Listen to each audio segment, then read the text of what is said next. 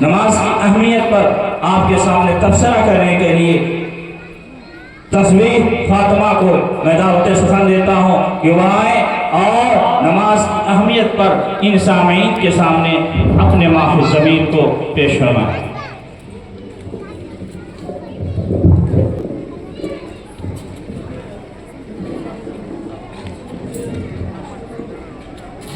آباد ہوئی عشرت گاہیں ویران مسجدیں روتی ہیں، آباد ہوئی عشرت گاہیں ویران مسجدیں روتی ہیں، تاری ہے فضا میں موسیقی، تاری ہے فضا میں موسیقی، پامال اذانیں ہوتی ہیں، برباد فضا میں مستقبل، برباد فضا میں مستقبل، ماضی کے بہاریں ہوتی ہیں، پھولوں کی بجائے کانٹوں میں، پھولوں کی بجائے کانٹوں میں شبنم کے شکستہ موتی ہیں۔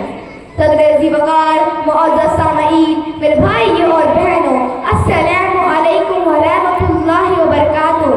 مجھے آج اس موضوع کو جلسے کی زینت بنانا ہے، وہ ہے نماز کی اہمیت۔ وہ ایک سجدہ ہے جسے تو گرا سمجھتا ہے، وہ ایک سجدہ ہے جسے تو گرا سمجھتا ہے، ہزار سجدوں سے دیتا ہے آدمی کو نجات۔ کل فرصت نہیں ملی تو کیا کرو گے، کل فرصت نہیں ملی تو کیا کرو گے، کل مہلت نہیں ملی تو کیا کرو گے۔ بے شک بے شک۔ روز کہتے ہو کل سے پڑھیں گے نماز، روز کہتے ہو کل سے پڑھیں گے نماز، کل آنکھیں نہیں کھلی تو کیا کرو گے۔ بے شک بے شک۔ صدر عالی وقار، اسلام میں ایمان کے بعد سب سے اہم فریضہ نماز کی ادائیگی ہے۔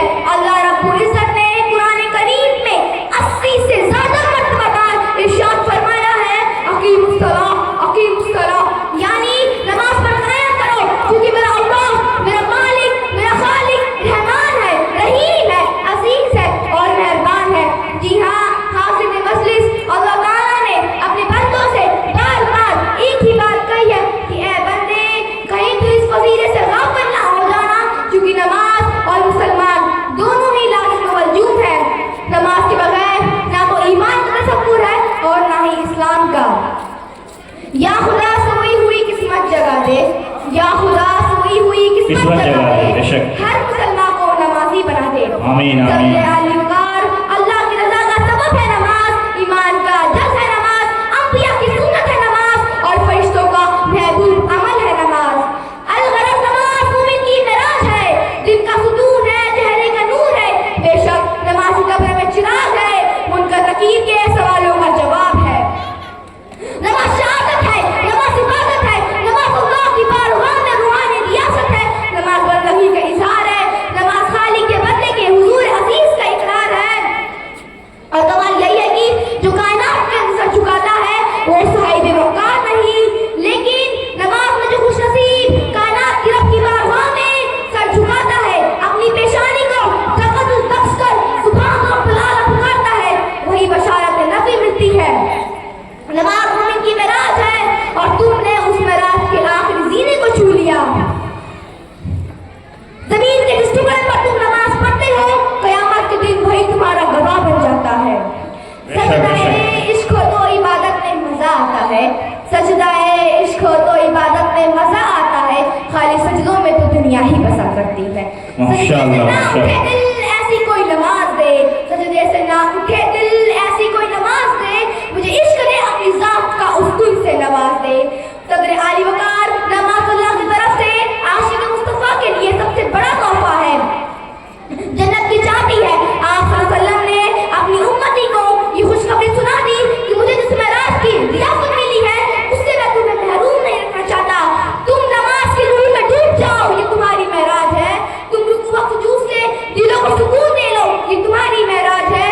تم اپنی پیشانی پر سجدے کے نشان سجا لو، یہ تمہاری معراج ہے۔ تیری معراج ہلاوا قلم تک پہنچا، تیری معراج ہلاوا قلم تک پہنچا، میری معراج کی میں تیرے قدم تک پہنچا۔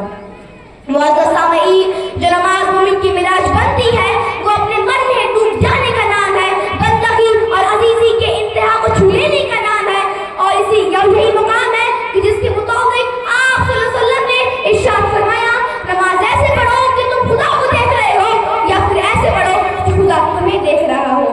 پھر آج حق کے لیے جان فدا کرے کوئی، پھر آج حق کے لیے جان فدا کرے کوئی، وفا بھی جھوم اٹھے